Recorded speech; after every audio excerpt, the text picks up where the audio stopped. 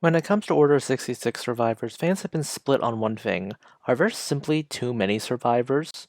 On a logical level, I think having a lot of survivors makes sense since I doubt Vader's raid on the temple, the initial purge, and then the Inquisitores hunting them all down could actually get all 10,000 Jedi. It's a big galaxy out there, with a small number of survivors. The issue with the survivors lies in storytelling. Yoda says, Luke, when gone am I, the last of the Jedi will you be? And I think having more survivors can cheapen Luke's role as the sole hope for the galaxy, and more importantly, Vader. We have the likes of Ahsoka, Kanan, Cal, Sayre, and more who survived. Although in the case of Sayre and Kanan, they would both die during the reign of the Empire, but this isn't just a problem with canon. Legends had characters like Ram Koda survive the Purge and end up being a general in the Rebel Alliance. And you couldn't have helped Luke? Why? And then there are characters like Empati Jeyus Brand, who would be instrumental in beating one of the clone Palpatines. Okay, he was the instrument in beating Palpatine for good.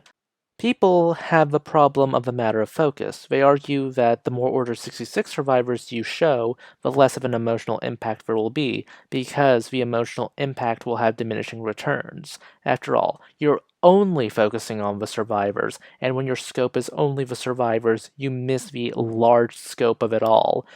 Because this was an organization of 10,000 people, but it feels a lot smaller when you focus on the same handful of them. Especially when you do things like have a character survive Order 66 and now will need to carve out a new life, have them turn to the dark side, or have a Jedi try to keep some traditions alive as best they can, but they're still going and doing their own thing. I don't see this Order 66 survivor plot threads, as repetitive as they may be, as a problem. I think it's a place that is ripe for story opportunity, especially for those who survived both the Battle of Endor and later the Battle of Exegol. Have Rey seek them out in order to help rebuild her Jedi Order. She will immediately learn the hard way that it's hard to rebuild a culture and organization from the brink of destruction when a lot of the cultural artifacts have been destroyed. Jedi survivors who are more orthodox or claim to be more orthodox because they have a lineage from before the Purge, they will try to use that connection in order to assert their vision for the new Jedi Order. Or maybe they reject the new Jedi Order because it is needlessly or rightfully changing traditions that don't need to be changed in their view.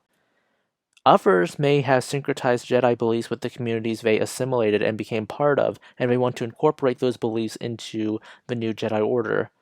And some Jedi who had masters that survived the Purge may be more revisionist, mainly because they grew up in the age of the Empire, and therefore their training was not traditional, so they really have no connection to the traditions, just the ideals.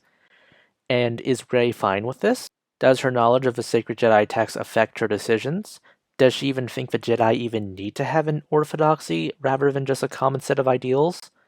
I find this interesting because we've gone through the genocide portion, what the survivors of said genocide have been doing, but I don't think there is much in the way of gathering the survivors and rebuilding that culture, not just the institutions of that culture, but the culture itself, from the ashes of that genocide. I think it would be a very interesting story to explore. Rising up from a genocide when basically that genocide had destroyed just about everything. How do you go about rebuilding a culture from all that destruction, especially when the survivors are almost all dead? I should say immediate survivors, but you get the idea. If you liked this video, please consider liking, subscribing, tipping the channel on Ko-fi. This is Cyril signing off.